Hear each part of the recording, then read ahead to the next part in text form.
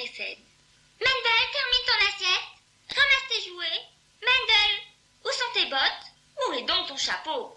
Mendel, arrête de faire ci. Mendel, fais ça. Oh, ils vont sûrement bientôt me dire d'arrêter de respirer. On me gronde toujours, pense Mendel. Eh bien, je vais leur montrer à tous de quoi je suis capable.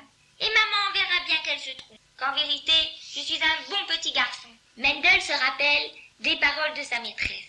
Elle a dit un jour, le mieux que l'on puisse faire, le mieux, c'est quoi? C'est de s'approcher d'Hachem. Eh bien, c'est ce que je vais faire, dit Mendel tout fort. Je vais commencer tout de suite et je vais réussir. Aussitôt dit, aussitôt fait. Sans perdre une seconde, Mendel prend son manteau et se précipite dehors, courant tout droit vers la maison la plus haute de tout le quartier. Il commence à grimper sur la maison. Il s'attrape au premier balcon, et puis hop, il pose son pied sur le rebord d'une fenêtre. Premier étage, deuxième étage. Mendel est tout essoufflé. Mais il ne veut même pas se reposer une seconde. Le voilà arrivé au 5e étage, puis au 6e, et enfin, il saute sur le toit. Arrivé là-haut, Mendel se met sur la pointe des pieds, il lève les bras en l'air, sûr de se trouver près d'Hachem et du ciel. Mais que voit-il? Il n'est pas du tout plus près d'Hachem, c'est comme par terre. Alors Mendel commence à redescendre. Il est bien déçu, mais il a une autre idée en tête. Mendel s'accroche à un tuyau et zoom, il se laisse glisser jusqu'en bas de la maison. Il se dirige aussitôt vers un très grand arbre, bien plus grand que la maison. Il se dit, alors là, c'est sûr que si je monte tout en haut, je serai près d'Hachem.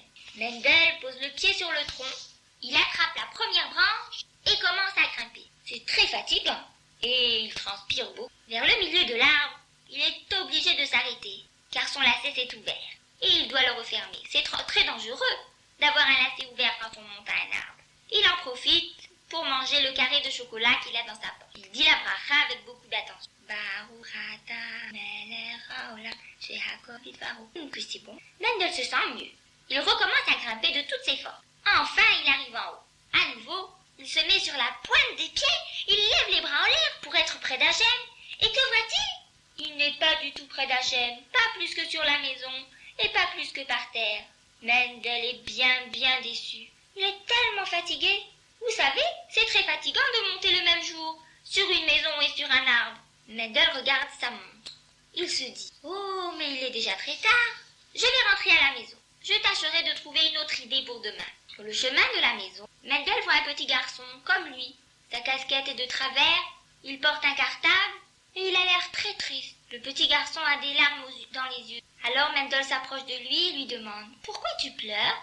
Le petit garçon répond, aujourd'hui ma maman m'a emmené dans une nouvelle école et à midi quand j'ai voulu rentrer, je n'ai pas trouvé le chemin de la maison. Et maintenant c'est le soir et je ne sais pas comment rentrer. Et aussi, j'ai très faim. Je n'ai rien mangé depuis ce matin. Alors Mendel lui répond, tu sais, ce n'est pas grave, viens chez moi. On te donnera à manger. Et ma maman retrouvera ta maison. Et Mendel prend le petit garçon par la main et l'emmène chez lui. Maman, regarde, j'ai emmené un invité. Est-ce que je peux lui donner de la limonade et des gâteaux? D'accord, répond sa maman. Mendel prend un tabouret. Il monte dessus pour attraper la boîte de gâteaux en haut du placard.